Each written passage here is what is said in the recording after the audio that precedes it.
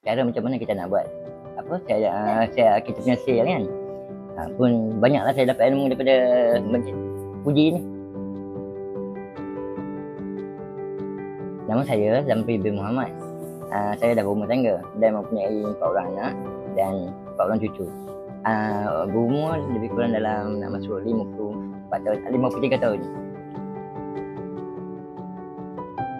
Puji ni kebetulan hari tu ada pelajar daripada UM, diorang datang sini buat panci lah. Itulah mungkin rezeki saya kot, diorang datang rumah dan diorang interview lah. Kebetulan saya memang bekerja dalam bidang masakan lah. Jadi mungkin itulah salah satu mungkin kelayakan saya ke kan untuk settle dengan Puji ni.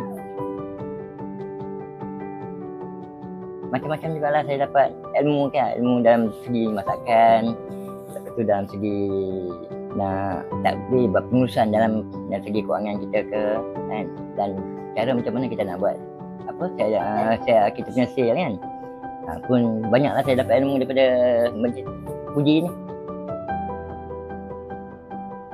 Saya baguslah kan, mungkin macam kita yang kurang modal kan, mungkinlah dapat kerajaan dapat bantu kan dalam program Puji ni, kita dapat bantuan daripada kerajaan kan. Mana kita tak mampu kan nak buat keluarkan modal untuk memulakan perniagaan kan.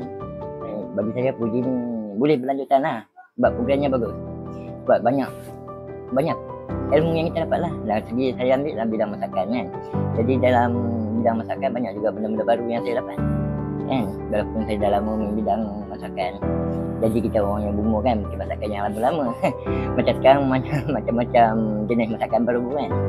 Jadi saya serta Puji ni banyak yang saya dapat ilmu, macam-macam jenis produk lah saya boleh buat.